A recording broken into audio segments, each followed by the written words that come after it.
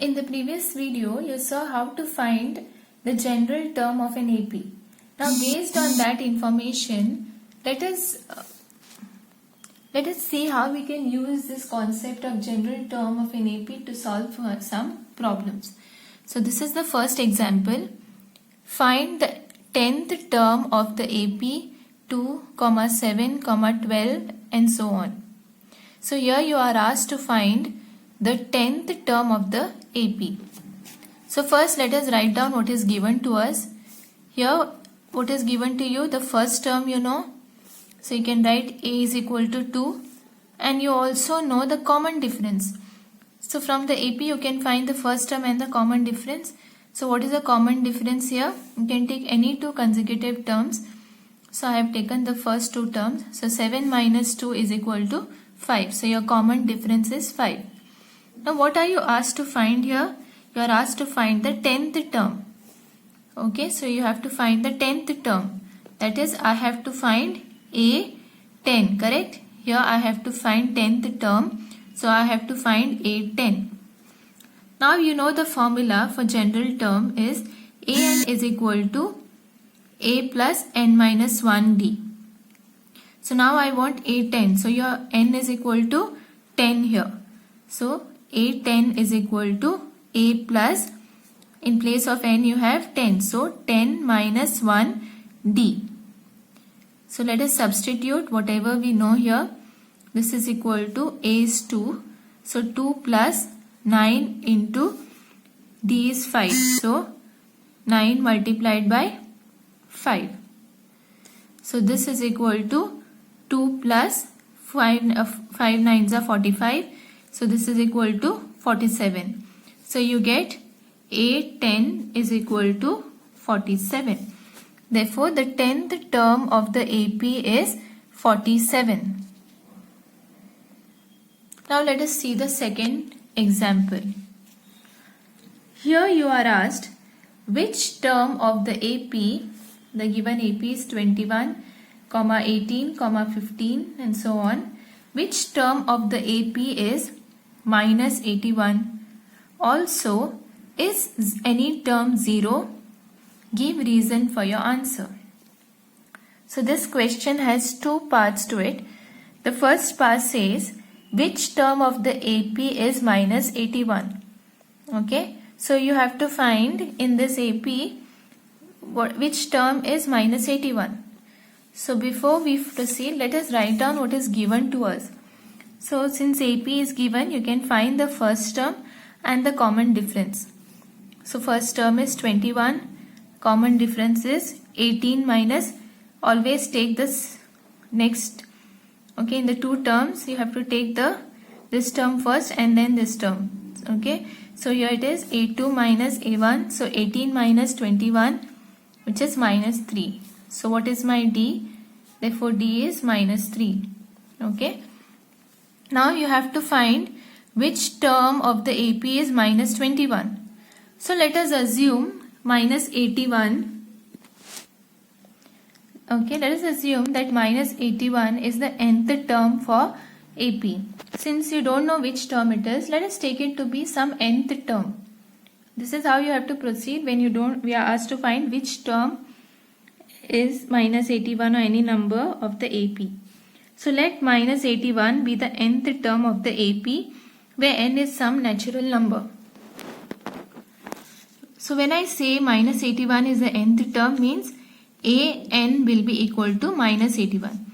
If I had to say minus 81 is the 10th term or 9th term, then I would write A9 is minus 81.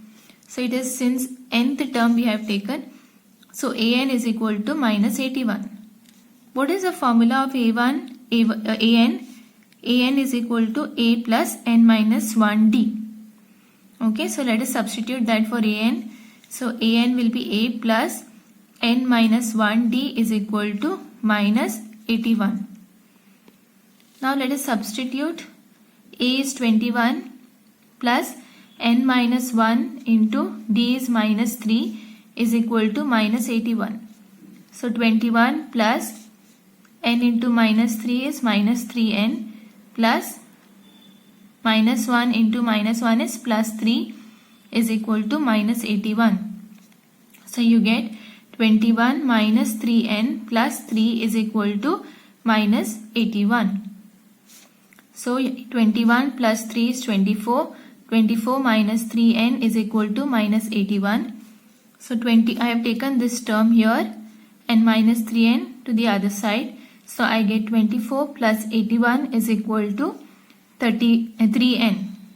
Okay, 24 plus 81 is 105. So 105 is equal to 3n. Therefore n is equal to 105 upon 3, which is 35. So what it means? A35 is minus 81. Means what? Therefore minus 81 is the 35th term of the AP. This is the first part of the question. In the second part you are asked, is any term of the AP 0? So you have to check if 0 is the term of the AP. Okay. So to do that, again, we have to check if 0 is a term of the AP. So let us take that 0 is the nth term. Okay, let an is equal to 0 means 0 I am taking it to be some nth term. If that happens, then you know I am just substituting for an. A plus n minus 1 d is equal to 0. So 21 plus n minus 1 into minus 3 is equal to 0. So 21 minus 3n plus 3 is equal to 0. 24 minus 3n is equal to 0. So 3n is equal to 24. So you got n is equal to 8. Right? Means what? an was 0. So a8 is equal to 0. So you have a term in the AP which you have, 0 is the term in the AP because you got a8 is equal to 0. So which term is 0 in the AP? 0 is the 8th term of the AP. Now let us solve the third type of an example. Here you are asked, determine the AP whose third term is 5 and the 7th term is 9. Okay, you have to find an AP whose third term is 5 and the 7th term is 9. So you have to construct an AP. Okay, after finding where information given to you is third term is 5 and the 7th term is 9. So first let us write down what is given. It is given that third term is 5. So A3 is equal to 5 and the 7th term is 9. So A7 is equal to 9. What are you asked to find? You are asked to find the AP. You have to find the required AP. So let us proceed.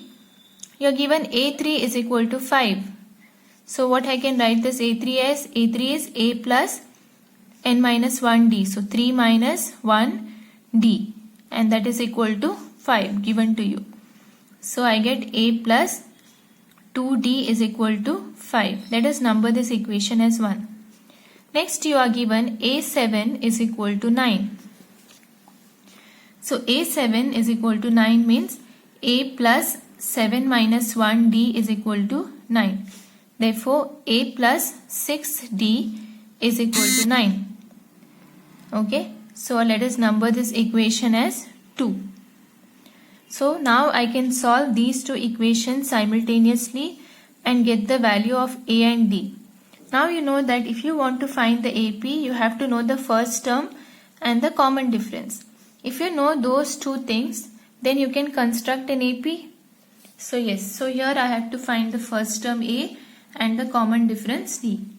So let us solve the equations 1 and 2 simultaneously, and upon solving I get this as minus 4d is equal to minus 4. So I get the common difference d is equal to 1.